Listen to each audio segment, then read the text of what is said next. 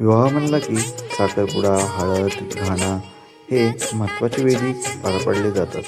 दारी मंडप तोरण बांधले जाते.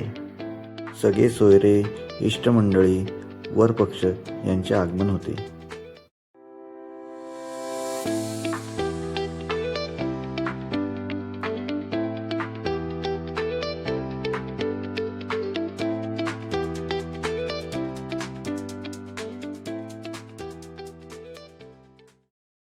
खरी तारांबळ उरते ती स्वयंपाक करणाऱ्यांची.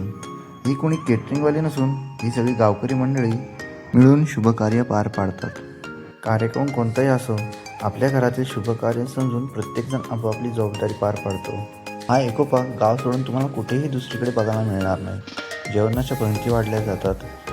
पाहुणे, मित्रमंडळी यांनी मंडप पूर्ण भरून जातो. स्टेजवर रांगोळी काढली जाते. पान, सुपारी, खोबरं, फूल यांनी साखरपुड्याचा मान भरला जातो.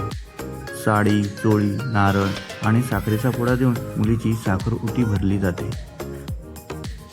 साखरपुडा हा मराठी लग्नातील प्रमुख सोहळा आहे व साखरपुडा दोन कुटुंबाच्या एकतेचे प्रतीक असून लग्नाची तोंडी मंजुरी देतो. वधूला साखर देऊन तोंड गोड करणे हे भावी जीवनातील गोडवा दर्शवते, ज्यामुळे दोन्ही परिवार एकत्र येतात. कोकणात विशेषतः पारंपरिक रीतीने साजरे केले जाते, ज्यात विडे भरणे आणि स्थानिक रीतिरिवाजांचा समावेश असतो. मांडाची पूजा वधूवर दोघे मिळून करतात. त्यानंतर एकमेकांना अंगठी घालण्याचा कार्यक्रम होतो.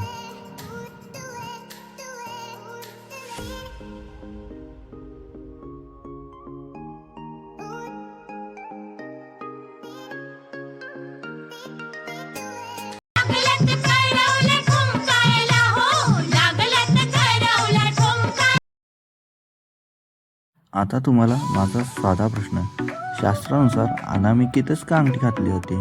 कमेंट करून नक्की सांगा. आणि हो, व्हिडिओ आवडल्यास लाईक आणि शेअरही करा.